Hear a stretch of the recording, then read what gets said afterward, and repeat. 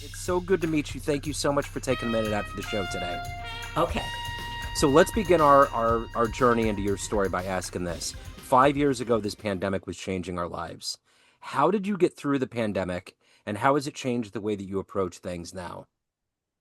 Well, pandemic started and paranormal activity started happening all over the house. And I just like thought, whoa, what the hell's going on here? And I realized, okay, and I knew it was spirit. They were putting fans on and lights flashing and orbs going around. I just said, they're calling me and I better answer because I don't want to be around if I don't do that. So Yeah. I just I just took a class from Suzanne Giesemann, who's like, one of the top mediums. And within 7 weeks, I had never even meditated. Within 7 weeks, I was, doing readings and donating, and it was crazy. Um, Wow. so I slipped right in. I landed running, but I was told that I've been doing it for 1,000 years, and that's why it just came back to me so quickly from some channelers. So I was meant to do it. How did it change my life? Well, my life had slightly changed before because for 35 years I had done volunteering. I was an advertising marketing person for like decades. Yeah. I every volunteer job I had was like the first one was a women's crisis hotline. So you have a lot of training for that. Okay, you can't just get on. Yeah. Then Cedar's emergency room, and then the coup de grace was the city's crisis response team, where I went onto a police scene where there was a deceased body, and the family or the witnesses who were traumatized were there, and that was my job to help support them on the worst day of their lives. Wow. That changed my life, having all of this training, and it just gave me a better view, more empathetic, and I was prepared for anything. And being a medium has totally changed my life because I thought, I'm getting old. I got to keep reinventing myself. In advertising, I used to be called a copywriter. Yeah. Nobody even knows what that is anymore. Now Yeah. it's a content creator. I figure if my title is trashed and nobody knows what it is, it's time for me to move on. So if I put you in front of a bunch of 12-year-olds right now at career day to school, and one of the kids wanted you to explain what you do on a daily basis, how do you do that? I would say, um, I would say um, when their physical body dies, it's just their body that isn't working anymore. Their head, their brain is still all there. And it just goes to another little home. It just goes to another place.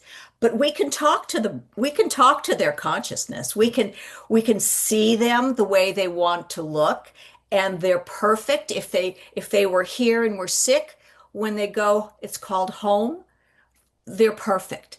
And family misses them so much that they call somebody like me to try to talk to them, to try to give them messages, and to try to get messages from them because um, I can hear what they say. Okay, most people can't, but a medium has that sort of for you guys like ability or magic hearing or seeing or feeling. And so we help families feel better and know that their child or their loved one is still around, and they like to hang out with them too. So they're there. They know what you think and they know what you say, and they're helping you. Even though you can't see it, they're there loving you and helping you and guiding you.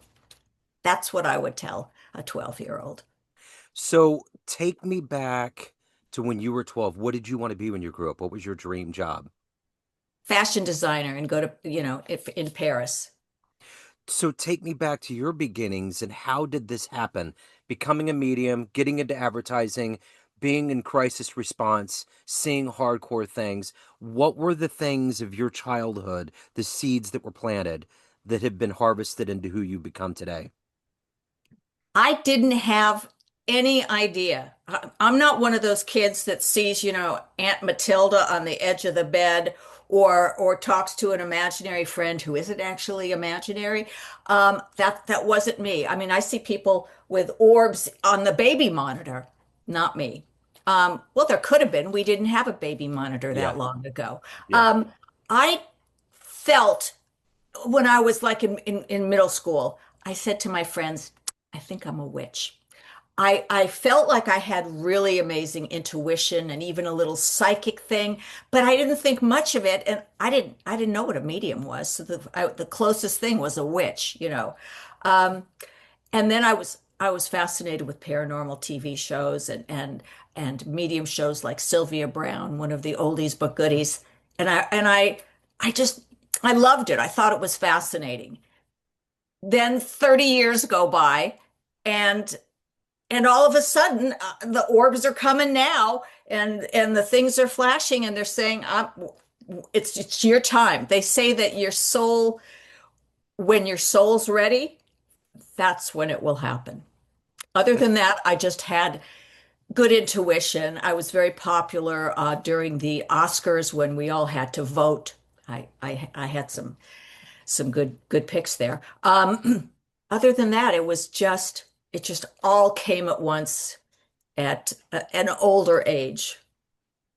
That's interesting because I've always wondered how you can get to that point where you can feel the other side because it's there. There's so much empirical data that goes into it. For any skeptic that's out there, you have to believe that there's something grander and we see all these different things in this reality.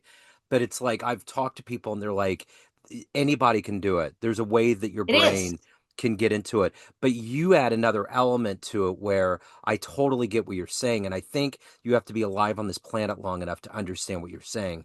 Sometimes you just have to be in a barrel like a wine until it's ready to be absorbed and ready to be drank. That we all come down here with a soul contract. Everything is planned for us. Nothing, it's not like uh, it's surprise. We don't know it when we come down because we get amnesia because we're all here to learn and play a role and learn lessons for karma and to have our soul expand. So when you think of it, I knew before I came down here that I was going to do this at X age, and anybody can do it. Everybody has a soul, and that's all you need to do it. Okay, we've got the tools. When I started my first class, I had never even meditated. I mean, I was a rookie. Yeah. Wow. And the first night that I went home and meditated as practice, I saw my dad. I saw like a little wall and my dad peeking over and looking at you know, the other relatives like, "Ah, she's going to do it. She's doing it. She's doing it. So I thought, this is so easy. Oh my gosh. Yeah. Wow, that's amazing. And so I got a personal story just to kind of stitch it together, just kind of how strange things work. So my dad passed in '08 and he was 64. He was relatively young. Yeah. And this year, for some reason, it was different on the day he passed, which was August 31st. So I just felt it in a different way. So later that day, I get a phone call. I told you he's from Brooklyn. I get a phone call from somebody that was in the military with him because he moved from Long Island to Kansas City and fell in love, and that's why we're here. Right. And he called and he said, I just ran across a couple of pictures of your dad and just starts talking to me. And I'm just like, wow, of all days. And it was literally that day. And I had kind of talked to someone else that was in the realm of spirituality and mediumship, and they were like, there's more instances, especially of males being more persistent and more in your face with, hey, I'm knocking on your door. And it's weird because yeah, just the whole thing and the timing of it. And it's strange how those things can happen because sometimes it's subtle. Sometimes it can be a dream. Other times it can be more persistent like that. Well, that's a message to you because they put things in our heads, okay? That's one of the ways they help us. They Yeah. help guide us. Like, Yeah, take the left turn because if you go home the normal way, there's a tanker that's about to blow up. Uh-huh. Okay. Yeah. So they can do little things like that. Um, and your father got in touch with this guy and made him remember him. So he would contact you and you would say, wow, this is synchronicity. This Yeah. isn't just an occurrence or a little coincidence. We don't have coincidences in our biz. It's synchronicity. Yeah. Everything. It's like a Rube Goldberg. One thing happens, and the next thing happens, and then it goes down, and then it pops up. It's every action causes a reaction. So when you get a little nudge, believe it. Absolutely. So let me ask you this. Throughout your life, consistently, through all of these different incarnations of who you are, who has been that hero, that inspirational force for you? Well, I can only remember this life completely, and that's my daughter. Uh, she came to me later in life, and it made me it made me feel un I'm sorry, my phone is talking. You're fine. Quiet, quiet, Siri. Yeah. It's all good.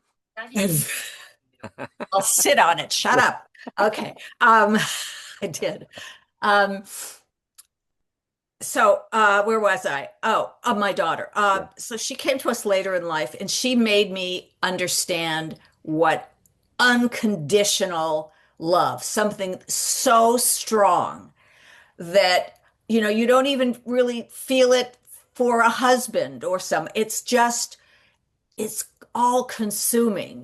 When they say I'd give my left arm for my kid, well, they don't want our appendages, so keep Yeah. them. Yeah. But that's what she taught me, and just not being selfish, always thinking of the other person, because that's what it's like on the other side. It's unconditional love. It's like the feeling of love times 1,000. It's so strong. They don't have negative emotions. They don't have anger or hurt, or they don't judge. It's just love, gratitude, joy, and doing for others. Always being of service. That's it. Yeah. It's we always and I don't want to slip into kind of an older person thinking here, but we always tend to think that, wow, we're living through the most magnanimous times. But it really, I look at the arc of history in my lifetime, and I'm a Gen Xer, and I think there's a lot of really heavy things happening right now. And Really, a lot of changes in the. lots of huge momentum shifts. Is that a correct thought to have right now? It is. It's like 2025 is the awareness. We're shifting to another world. I'm no physicist. And yes, we are all shifting and it's opening up. They are preparing us for when there's contact and there's going to be like ETs walking down the street and it's going to be, oh yeah, I was expecting that. Okay, so this year and next year and then in 27, we're going to be put to the test of realizing we are not the only life in this universe. So yeah, and I get that feeling. I think there's a lot of, I mean, I know that in Kansas City, there's a little town over here where there's been a lot of different levels of like phenomenon that have been happening that Yeah. people have seen and they've experienced, and I totally believe. Um, and there's nothing that we can do. I mean, it's not like an end of the world scenario. It's like there's no prep. We just have to be who we are and use everything that we've accumulated over our lifetime to deal with whatever's going to come. Well, this awareness of spirituality is going to make an impact, I believe, of people being more accepting because the more they know, the more they hear about near-death experiences or realize what it's like on the other side from all the research they've done or movies they've seen. It's going to make them more open and maybe less on guard or less violent, or wanting to, get an Uzi and shoot them all down kind of thing.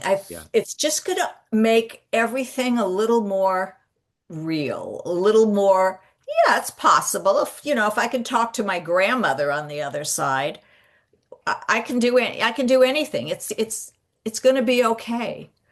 So have you read the book Chariots of the Gods? Do you remember that book? I remember the movie. Okay. So I just recently read the book. I listened to a podcast Moby the musician had, and he lives out in LA, and he was just kind of getting into that whole area of aliens. And it really feels plausible that sometime in the future things came back and tried to kind of set us up to save us from ourselves, you know? Right. They're I worried about us. They're worried. I mean, when they see what's going on, they don't Yeah, have war. yeah, They don't understand people killing each other because they yeah, want, they want to put a resort, in the middle of the desert. They don't get it. They yeah. don't get it. So But they do want to save us, and our planet is also in peril with what we're doing with yeah. it. So let me ask you this. In this physical reality that we live in right now, is there anyone you would love to meet and talk to? Anybody that you would like to spend a little time with? Well, I in my travels, um, I have brought through some famous people, um, and so I have gotten some wisdom from other people on the other side. Ramses the Second, when I went to Egypt, it was an interesting story. Would you like to Yeah, hear that? yeah, I went to Egypt with my family like 2 years ago, and then we went to the National Museum, and and there was a giant, when you walk in, there's a giant statue of Ramses the Second, who was the most beloved, long-lasting ruler. And most of the statues, everyone's feet is just, even and just standing like normal. In his, it's the first time they said that one foot was forward and one was back, different kind of stance. And I heard our guide, who, was an Egyptologist from Harvard, so I tended to believe him. He said, "This is you should look at this because it's the first time it happened, and all of the experts believed that they did it like that for one of three reasons. That when Ramses came to power, he was ready for battle. His 1 foot forward, he was ready. It was either that or a or that there was another reason that he was, ready to move forward with something, or building more, whatever it was, that he was on the go. And then the third one, he said, um, was that there was going to be a reign of stability where there'd be no war. And when my guy said that, Ramses, it was like a lightning bolt went through me. Like, that's the reason. Now, I'm not going to tell an Egyptologist that, hey, I got the answer for you. He'll yeah, think I'm a nutcase. yeah, And so when you bring forward somebody in the past, you always ask them for proof that they were really talking to you. So I just got these numbers in my head, like 1231, 1231, and in the on the way home, in the van with the guide, I said, "Does 1231 mean anything to you, like a date or anything?" He goes, "No, it's meaningless." Well, I went online and Google, and I put in Ramses the Second 1231, and you know how it'll change it if you make a mistake? oh yeah, They said, you must mean 1231, which was the day, which is the year he died. wow, So that was yeah, I just screwed yeah, it up. But that's the kind of information you can get to make. You always have to make sure you're talking to them, that yeah. it is, and they always have to give you something. So that was really quite interesting. And who else would I like to talk to? Um, Probably maybe someone like Leonardo da Vinci, who was not just an artist, but an inventor. Yeah. and whose mind was absolutely brilliant. Yeah. Um, I invented a few products in my past, and I just find that kind of mind who looks at things differently, who could see farther, like someone who plays chess. It's not the next move that matters. It's what they're going to do and what's the third move you're going to do. Yeah. So, someone So, like that. yeah, for sure. So, in this reality, in this incarnation of you, everyone has a perception of you family, friends, clients, everyone that knows you, but you're the one that's running the show. What's your perception of you? Who do you think you are? Well, first of all, let me explain something. We are not running the show. Spirit is running the show, Gotcha. okay? Yeah. That when people, when I'm doing a reading, they might say, "Well, what color were my pajamas 3 days ago?" And we don't like that kind of testing. That's not really what we're here for. And I lost my train of thought. It- yeah. Well, we're not running the show. I always tell them, Spirit will give you what you need to know now, not always what you want to know. Yeah. So our job is to serve them, Yeah. not the client. My perception of me, it's gotten better over time in this mediumship gig because I just keep learning more and expanding and sometimes say things. I said, how do I know that? They give me like downloads in the middle of the night. So I feel that that this is what I'm meant to do. Yeah. This is my purpose in life. It came late, but I can do it till I'm like, 100. Okay, Yeah. my mom lived 104. I'm not looking for that. That Yeah. wasn't pretty, but it's something I can do, and I feel like I'm good at it. I'm supposed to do this. So, uh, and people in the beginning, they thought, okay, she's gone off the deep end, but she's a little kooky. But then they saw, the fruits of my labor, and how hard I was working and how I've moved up on the food chain. So now they have a lot of respect for what I do. And for those who've had a reading from me, they say she's the real deal, she's the real deal. So that's how I feel. I feel so grateful that this came to me at this time in my life. I wouldn't have known, it wouldn't have worked when I was like 35, Yeah. okay? Yeah. So This I'm is the time. absolutely. So I'm curious with anything with the verity of reaching out to the other side in the spirit world and asking questions that are rather deep. It's always good to go in with the right intentions. And my question to you is this: what's the right time for people to approach you, to approach a medium, to approach the other side? What because you don't want to be selfish. There's things where people want to say things to others and it's like, is that for you or is that for them?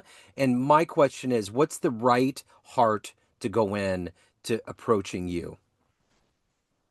The right heart for a client. Yeah, for a client. Well, first they should know because if they just want us to tell them that, they're sorry about the fight they had with them at the end, they don't need to come to us Yeah, because Spirit knows everything. All right, sure. they know absolutely everything that went on here. So save your money. Yeah, Um, it's the most poignant readings are with someone who lost a child because I think that would probably be the worst possible thing that could ever happen to somebody. Um, you have to be ready. Well, a lot of people do it every year, like on the day they passed, or on their birthday, or on a special day, yeah, because they just miss them so much. And as much as they can feel them around, or dream about them or get all these signs from them, it's not the same as sort of knowing they're in the room with me and we're they're answering my questions, and it's different. But you have to be open. yeah, It's so difficult. Well, every medium's the same, and I know it's not supposed to matter what the other person is because spirit's giving it to you. But not having good energy when you start a reading it affects me. Yeah. That's just, it does. When I open up Zoom and they're like this, Yeah. I just want to say, oh, I think I'm going to be sick, or Huh? I'm going to have to reschedule. Yeah. And sometimes after like 15, 20 minutes, and I see that this is not going like I need it to go, I'll say, look, could we reschedule for a couple of days? Yeah. And then most of the time in the middle of the night, their loved one, because I know I have them. Okay, it's not, I know they're a little skeptical. They'll come to me in the middle of the night and I know just get my pad, go in the den so I don't wake anybody up, and just write down, and I'll have 1.5 to 2 pages of evidence for them. And when they come back, I read it to them, and they said, I could take it all. Wow. So sometimes they do better. Spirit does better when they're not up against somebody who doesn't Huh? believe what they're going to say Yeah. Yeah. or who pressures them, because if you pressure spirit, they don't like that. They they Yeah. can they can just back away. Yeah. So they know what's going on. There's three of us in a reading. It's the client, it's the medium, and it's spirit. Yeah. And we all have to do our jobs. For sure. So if you don't believe in mediumship, work it out first. Go online, watch mediumship readings, do whatever you have to do so that at least you can come and say, what if it is real? I should just be open to it. Yeah. And Yeah. I understand people always want to test you. I mean, it gets crazy. It just gets crazy. Things they want to ask you that put you on the spot. Yeah. And when spirit comes through for you, you feel really you're as surprised as the next person, I'll tell you, with some of the things they give you. So if anyone has questions, they want to reach out, they want to hire you, any of the good business, where do they go? Bannermedium.com, that's my website. It tells about me, and I am certified by Helping Parents Heal organization and certified mediums by Mark Ireland. Um, and it has testimonials, it has my background, it has you can book how to book. You can do it on my website. And then at the end, there's a bunch of little clips. So to show you the kind of crazy things, I have very funny guides. So my readings can be very, very humorous, Yeah. but in good taste. Yeah. Well, one of them was not in good taste, but that had nothing to do with me. Yeah. And so, yeah, and you can see little clips of the things. And I'm on, TikTok and Facebook and Instagram too, with little Excellent. clips. And I have all of those links. I will put all of that in the show notes. What a wonderful, illuminating conversation. Thank you. Thank you for your light. I think talking about the other side, especially in these very weird times, and having an optimistic glow around all of the possibilities is so, so essential for humanity right now. It is. And just remember, your audience, that we are never alone. We are always with a loved one or more, or angels too. And though you may not be able to sense them or see them, look for the signs. You can go on.